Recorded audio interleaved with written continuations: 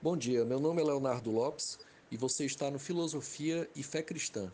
Hoje vamos continuar falando sobre a questão do Renascimento, o avanço à chamada Idade Moderna e chegamos propriamente aqui à época da Reforma Protestante. E vamos iniciar tratando então de Lutero. E a análise vai ser feita em torno, como em alguns outros áudios, do livro de Colin Brown, Filosofia e Fé Cristã, que é um dos principais livros que utilizamos aqui, dentre outros.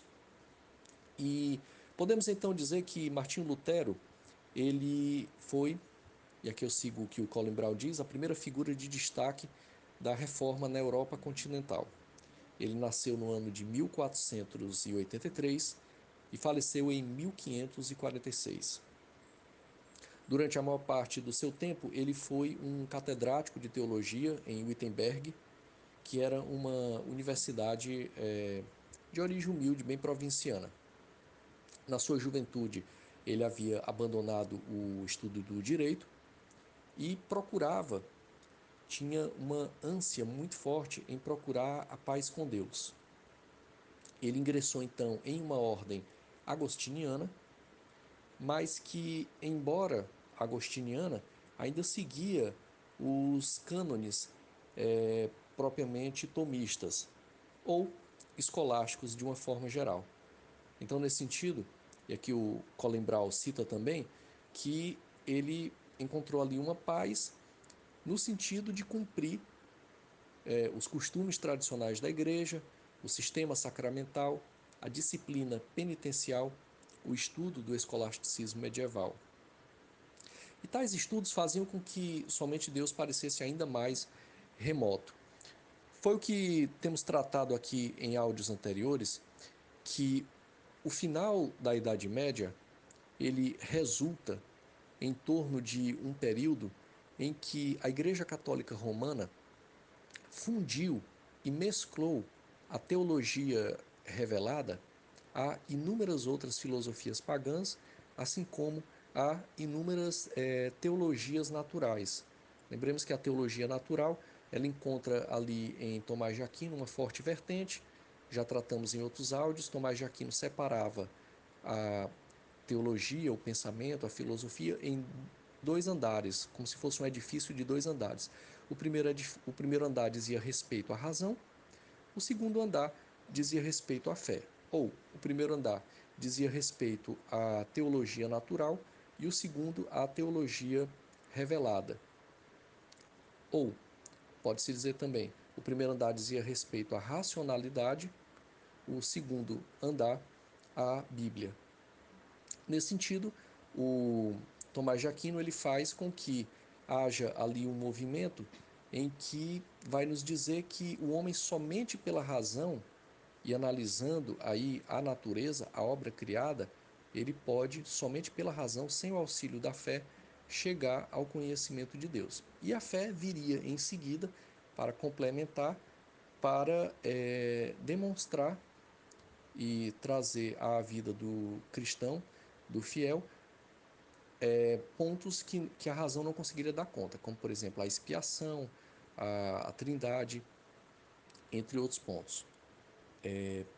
Isso faz com que o final da Idade Média seja então uma mistura, o próprio Colin Brown cita isso no livro dele, às vezes estranha, da Bíblia com filosofias as mais diversas. E aí acaba se perdendo muitos elementos da revelação. Por exemplo, em Tomás de Aquino, o homem ganha uma certa autonomia ou uma espécie de coparticipação na sua salvação. O que nós sabemos que, à luz das Escrituras, não se justifica de forma nenhuma. Depois temos o período propriamente da passagem, teocentrismo para o antropocentrismo, uma dimensão cética, tudo isso foi falado nos áudios anteriores, o que acaba por culminar num antropocentrismo mais radical em René Descartes, aonde Descartes ainda apela para Deus, mas Deus é então, para Descartes, o criador da realidade, mas somente propriamente enquanto cria as leis da física e da matemática. É como se, nesse sentido, Deus fosse empurrado para a periferia, criasse a obra, a realidade, o universo, a Terra, o homem, e deixasse para lá. Digamos assim, ao homem, então, caberá o quê? Analisar as leis físicas, matemáticas, e com isso descobrir, a partir da ciência moderna que ali estava emergindo, as causas últimas e mais fundamentais do universo. E Deus, nesse sentido, ele é relegado a um plano periférico. E isso só aumenta, só vai aumentando. Tratamos aqui, por exemplo, no áudio anterior, de uma leitura que o teólogo do século XX, Karl Barth, faz em torno de dizer que a Declaração de Independência dos Estados Unidos, assim como a Declaração dos Direitos Humanos francesa, citam Deus somente de passagem. A norte-americana fala em Deus enquanto Criador, e o texto francês fala de Deus enquanto ser supremo, mas é só. Quer dizer, o que interessava mesmo eram os chamados direitos naturais do homem, regidos por leis que tinham como base a deliberação humana. Deus cada vez mais vai sendo afastado para a periferia. E tudo isso vai fazer eclodir, em 1517, a partir das 95 teses de Lutero, o início aí da reforma protestante. Reforma essa que começa a partir de algumas críticas do irmão Martinho Lutero acerca da cobrança das indulgências, acerca da questão da infalibilidade papal, e que aos poucos vai abrangendo toda uma reforma da vida, do pensamento, do culto da própria igreja, e inaugurando aí o que nós podemos chamar de reforma protestante ou a própria dimensão luterana. E continuando então, Lutero, enquanto no seu momento agostiniano, enquanto era um monge agostiniano, ele foi aconselhado pelo seu superior a se aprofundar nas escrituras, a ir às escrituras. Ele era um homem atormentado por uma dimensão de culpa e uma visão de Deus enquanto um juiz que estava prestes a jogá-lo no inferno, digamos assim. E quando ele se aprofunda nas Escrituras, principalmente na Epístola aos Romanos, sobremodo logo já no primeiro capítulo da Epístola aos Romanos, em que é dito que o justo viverá pela fé, ou seja, o justo não viverá por obras, porque não é capaz sozinho de perpetrar tais obras. Quer dizer, o justo vive pela fé. E aí Lutero acaba encontrando Deus agora como um amigo. Como nos diz João, Deus é amor. E enquanto Deus, enquanto Salvador, e não aquele que está prestes a culpá-lo, condená-lo e jogá-lo no inferno. E isso faz toda a diferença. Eu sempre trago aqui nesses áudios algumas lembranças minhas da época de graduação em filosofia, e uma lembrança de uma forma geral que eu tenho, não propriamente específica, mas até de que alguns colegas passaram e relataram, e mesmo em algumas aulas esparsas, é que quando se ia tratar desse momento da reforma protestante, primeiro que mal se tratava, isso eu já falei em áudios anteriores, mal era tratada. A reforma protestante, ela é, sobretudo, até mesmo no campo da educação, uma verdadeira reforma, uma revolução propriamente no campo da educação. Quando você traduz a Bíblia e as pessoas começam a ler, mesmo uma pessoa que é descrente, mas ela tem que, por honestidade intelectual, dizer que a reforma foi importante porque as pessoas passaram a ler mais. No caso, lá a Bíblia. Pois muito bem, dentro da academia, então, em geral, não se trata propriamente da reforma, e quando se trata, geralmente se trata em termos de aspectos políticos, em termos de aspectos econômicos, a relação ali do poderio, domínio da Igreja Católica, do papado sobre a Alemanha, a revolta dos reis germânicos e as posteriores revoltas camponesas, e faz-se parecer que foi um movimento quase que secular. E esse é um dos pontos, quer dizer, existem vários motivos pelos quais Deus me tocou o coração para realizar esses áudios, e um deles é esse. É que geralmente o estudante cristão chega na faculdade e ele tem um conjunto de conhecimentos, e quando confrontado com geralmente os cânones, uma tradição propriamente acadêmica, muitos desses conhecimentos são relegados a um segundo plano. Aqui é onde entra a clássica divisão. Por exemplo, num curso de filosofia, que é o meu caso mais específico, a filosofia não trata da fé.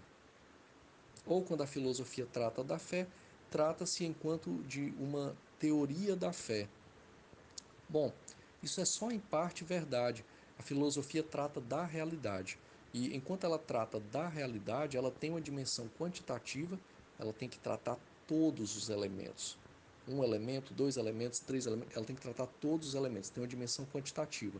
Mas também tem uma dimensão qualitativa, que é tratar também das qualidades e atribuições de vários ramos do conhecimento, a fim de trazer aqui aquilo que os gregos já tinham a pretensão, quer dizer, elucidar o real. O real tem dimensões quantitativas e qualitativas. E aí, nesse sentido, é muito empobrecedor do pensamento você tratar, relegar a fé somente ao campo da teologia. Parece, em muitos sentidos, até mesmo querer fugir de um debate mais acirrado. Geralmente é o que se vê quando se confrontam dimensões da fé com a razão dentro da academia, ou primeiro se faz a distinção e diz, olha, isso aqui é do campo da teologia, estamos num curso de filosofia. Eu mesmo já passei por isso, já citei em áudios anteriores, numa aula em que, em determinado contexto, eu tive que citar a Bíblia. E aí um aluno parou a aula e disse, olha, eu estou aqui para fazer filosofia, estou num curso de filosofia, não num curso de teologia. Quer dizer, um desmerecimento ao que eu estava falando, porque estava dentro do campo da fé. E é justamente essa dimensão que queremos propriamente, é o objetivo aqui, um dos objetivos dessa série, é retomar isso. Quer dizer, tratar-se sim da fé, enquanto uma dimensão também que pensa, quer dizer, uma fé que pensa, coligada a uma razão que crê. E, nesse sentido, então, qual seria o elemento que muitas vezes falta quando se trata da reforma protestante? Imagino também que às vezes que isso deva ocorrer também propriamente num curso de história, num curso de sociologia. Eu falo mais da filosofia porque foi a minha experiência maior, a graduação e agora o mestrado em filosofia. Mas é justamente a dimensão espiritual, para além da dimensão econômica, para além da dimensão política, a dimensão maior da reforma é a dimensão espiritual. Deus tocou o coração de um homem que se sentia profundamente angustiado por uma culpa que, segundo ele, ele atormentava, o levaria ao inferno. E nas Escrituras, lendo as Escrituras, principalmente a Epístola aos Romanos, ele encontra na contraposição que Paulo de Tarso faz entre lei e graça, a dimensão da graça de Cristo, a dimensão do mérito de Cristo, a dimensão do favor imerecido de Cristo aos homens pecadores, que é como dito no Novo Testamento, que estavam mortos em seus delitos e pecados. Essa é a dimensão principal. E fugir dessa dimensão, não tratá-la, pode indicar várias coisas, até mesmo uma desonestidade intelectual, no sentido de quando se trata disso na academia. Quer dizer, deve ser tratado sim. E aí é onde o estudante cristão pode então levantar esse ponto, dizer, olha, bacana, falou-se aqui na reforma, nas dimensões sociais, nas dimensões até mesmo culturais, artísticas, nas dimensões políticas e econômicas, mas falemos agora também da dimensão espiritual. E aí falar da dimensão espiritual é sobretudo falar da relação de Lutero com as Escrituras e fundamentalmente com a Epístola aos Romanos. Muito bem. Continuando, então, o Colin Brown diz assim, que Esse novo entendimento expressou-se na doutrina da justificação pela fé, que veio a ser a pedra fundamental da reforma. Essa doutrina, ou seja, a justificação pela fé, recebeu posição de destaque na Confissão de Augsburgo, no artigo 4 de 1530, que se tornou a declaração clássica da posição luterana. Então, o que diz o artigo 4 da Confissão de Augsburgo? Diz assim: os homens não podem ser justificados diante de Deus mediante as suas próprias forças, méritos ou obras. Pelo contrário, são justificados gratuitamente pela obra de Cristo, recebida pela fé, quando acreditam que foram recebidos na graça e que seus pecados são perdoados pela obra de Cristo, que mediante a sua própria morte fez expiação pelos nossos pecados. Deus imputa esta fé como justiça aos olhos dele. Romanos 3:4. E aqui é onde nós temos claramente a teologia da cruz. Quer dizer, qual a razão de Cristo, Filho de Deus, ter morrido na cruz? Algo já anunciado pelos profetas do Antigo Testamento, desde, por exemplo, Isaías, até mesmo ainda no Éden. Muito bem. O que seria? O homem é pecador. Como dito no Antigo Testamento, Deus havia dito: todo aquele que pecar contra a minha lei, este morrerá. O homem estava condenado à ira futura de Deus, condenado ao inferno e sem a possibilidade de se salvar, porque justamente incapacitado pelo pecado, que acaba gerando uma dimensão estrutural de insuficiência de formulação de boas obras. Como está dito lá em Romanos 7, a carne luta o tempo todo contra o espírito o tempo todo contra a carne. Porque pela lei, pela normatividade, não consegue se salvar. Como é dito no Novo Testamento, a letra mata. Porque quando a lei diz, e aí Paulo, citando aqui novamente a Epístola aos Romanos, quando a lei diz não cobiçarás, aí então o pecado, se utilizando da lei, Romanos 7, ele faz com que a partir de algo bom venha a surgir algo ruim. No caso, não cobiçarás, surge a cobiça, não por uma deficiência da lei.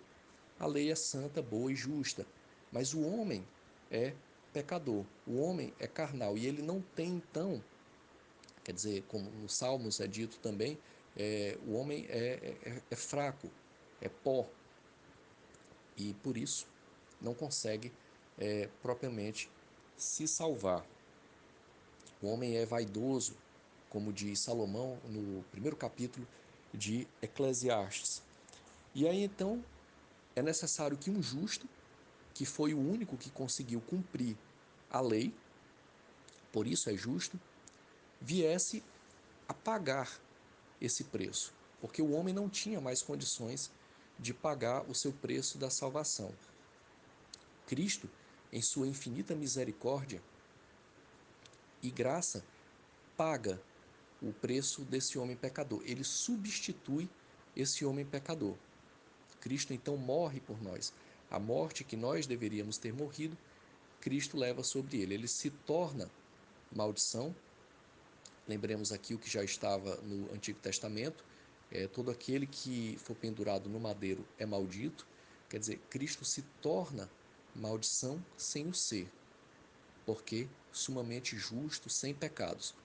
Mas ele então é o Cordeiro que leva sobre si os nossos pecados. Com isso, ele cumpre a justiça de Deus na cruz. E ao mesmo tempo, o amor de Deus na cruz, que coloca ali o seu próprio filho para passar por essa vergonha, esse sofrimento, a fim de nos salvar. Quer dizer, qual pai faria isso com seu filho? Nenhum pai humano conseguiria. Somente Deus, que é sumamente bom e misericordioso. Então, ali na cruz, nós temos ao mesmo tempo o amor e a justiça de Deus. Cristo cumpre toda a lei, Cristo cumpre toda a justiça, e aí se torna apto, pelo seu sacrifício vicário, a justificar o homem pecador. Então, somos justificados não propriamente por obras nossas, as quais não conseguimos fazer, mas somos justificados, somos declarados justos e santos. Lembrando aqui que a palavra santo significa separado, apartado, né, no caso apartado do mundo, pela obra e mérito de Cristo. E é esse o ponto principal da reforma, é esse o ponto principal que Lutero, tocado pelo Espírito Santo, e nos desvenda, e que está nas bases aí do que nós conhecemos como Reforma Protestante, que teve problemas, obviamente, mas que não pode ser desmerecida neste termo principal, que é o termo de mostrar, como está escrito na Epístola aos Romanos, no capítulo 1, que o justo vive pela fé. O justo não vive pelas obras, porque é incapaz de cumprir essas obras. Lembremos que a teologia tomista ela já estava inserindo certos elementos que facultavam dizer que o homem era capaz de, por suas obras, dar uma ajudinha, digamos assim, vamos usar essa palavra, uma ajudinha na salvação. Ou era coparticipante ali da salvação. E não, o homem não tem, as escrituras são bem claras e Lutero elucidou bem isso, o luteranismo, posteriormente, as igrejas reformadas, até chegar hoje às igrejas pentecostais.